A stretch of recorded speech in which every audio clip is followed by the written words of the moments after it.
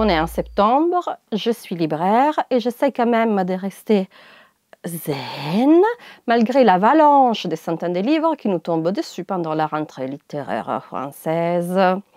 Cette année, c'est historique, la rentrée est prudente.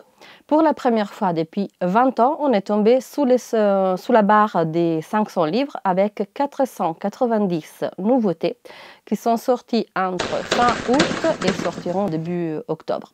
Les records ayant été battus en 2012 avec 646 nouveautés.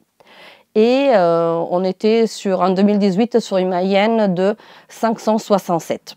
La rentrée littéraire est un phénomène typiquement français, je dirais presque une petite folie française. Dans d'autres pays d'Europe, ça ne se passe pas comme ça.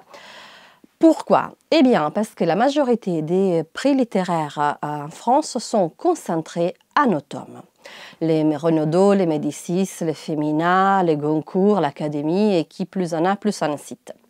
Dans les autres pays, ce n'est pas comme ça. Par exemple, en Italie, des prix prestigieux comme les Premio Strega se passent en juillet et les Premio Campiello se passent en mai.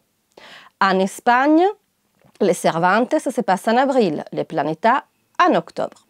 En Angleterre, les Booker Prize en octobre et les Women's Prize en juin. Certes, pourriez-vous m'objecter, en Allemagne, les Georg Büchner Prize et les Deutscher Buch Prize, de toute façon je suis en train de les prononcer mal, sont décernés tous les deux en octobre. Mais les éditeurs ne concentrent pas toutes les sorties importantes à un moment spécifique comme ça se passe en France. Néanmoins, les règlements de tous ces prix en Europe sont plus ou moins les mêmes, c'est-à-dire que sont éligibles tous les livres qui sont sortis de l'année précédente.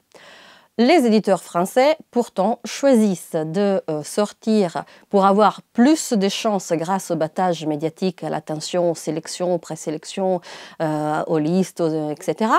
Les candidats qu'ils considèrent les plus chanceux pour recevoir ces prix, tous au même moment. Vous avez vu un petit peu comment c'est en train de se passer cette rentrée littéraire donc prudente. Nous avons d'un côté français une locomotive des têtes à laquelle personne n'a pu échapper, au moins que vous viviez en Alaska en ce moment, qui est bien sûr Virginie Despentes avec Cher Connard. Et pour le reste, disons que c'est clair qu'il n'y a plus le monopole, l'hégémonie qu'il y avait les années passées des éditeurs du groupe Vivendi.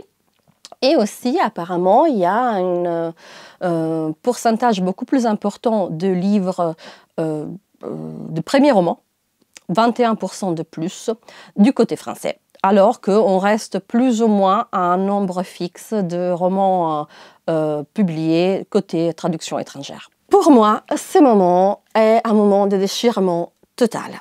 Il y a une partie de moi qui est hyper fière et qui redécouvre le plaisir, la combativité de mon métier, parce que c'est le moment pour les libraires de montrer qu'on peut être prescripteur, qu'on peut aller vers la biodiversité culturelle et qu'on ne va pas se faire écraser par les grandes locomotives commerciales, par les battages publicitaires, par la presse.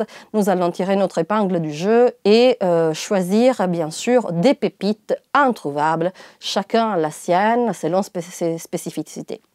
Ceci en théorie. Il faut considérer par exemple qu'ici, nous ne sommes que deux, et bien que nous commencions à recevoir les PDF autour du mois de juin, sur 500 livres, on peut en lire quoi maximum le 10%.